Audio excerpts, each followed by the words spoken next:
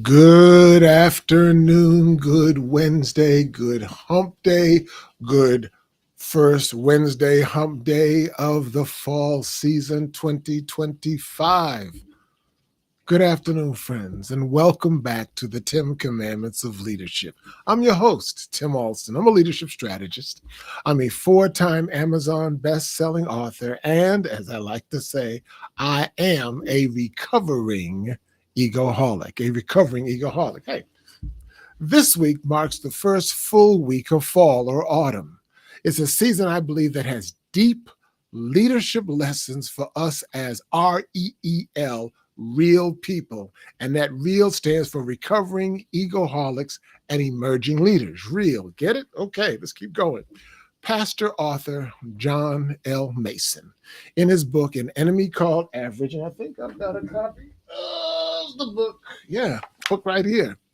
An Enemy Called Average, reminded me recently that seasons aren't just dates on a calendar. Instead, they are milestones in our lives.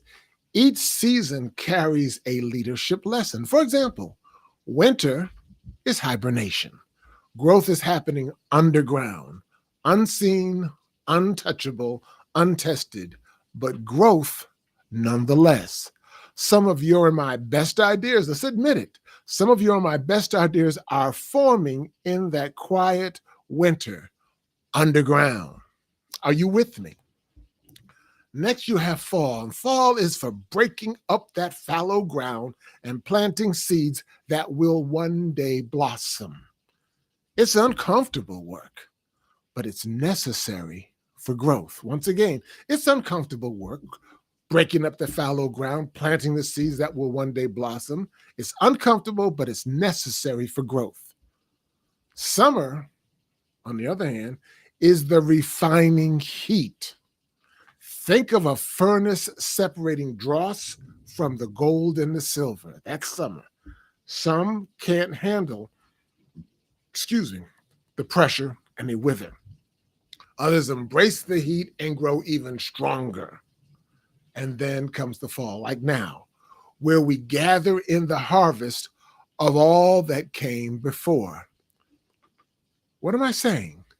Leadership, like farming, is seasonal. You can't skip the process. You cannot skip the process. Each season sets up the next season. So here we are in the fall, the harvest season. And my question for you and for myself is simple. What are we harvesting in this season? For example, did we plant the right seeds? Did we do the right kind of weeding, removing the distractions and cutting back that which was choking growth? Did we water faithfully? That means were we staying consistent when nobody was watching? Did we allow the natural sunlight and wind and rains, those stresses of life, to grow us instead of break us? Because, make no mistake, what we're harvesting now is the direct result of what we planted and tended in earlier seasons. Let me say that again. What we're harvesting now is the direct result of what we planted and tended in the earlier seasons. There's an old Chinese proverb that I love. Hope you will too. You've probably heard it before. It says, if you are planning for a year, then sow rice. If you are planning for a decade, for 10 years, then plant trees. But if you are planning for a lifetime, then cultivate people. Let me say that again. If you are planning for a year, sow rice. If you're planning for 10 years or a decade, plant trees. But if you are planning for a lifetime, as I like to say, then sow and plant and cultivate people. That's the leadership harvest that I'm talking about. Yes, projects matter. Yes, accomplishments matter. But the real test of leadership is the people that we cultivate. That is the real test of leadership. And for those of us who are REEL, real, who are recovering egoholics and emerging leaders, the harvest isn't just about what we did, but about who we have grown. The harvest is not just about what I did or you did, but who did you and I grow? And here's where it gets exciting. Fall isn't just celebration. Fall is also preparation. Winter of hidden growth, preparing for the next spring of planting new seeds, preparing for the next summer of refining heat, so that come fall 2026, we will reap a harvest like never before. That's the rhythm. That's the leadership cycle. So let me ask you once again, what are you harvesting this fall? Not just in your projects, not just in your career, but in the people around you. This is Tim Alston, your leadership strategist and recovering egoholic, reminding you that fall is not just a season to harvest, it's a season to prepare for the next winter, next spring, and next summer.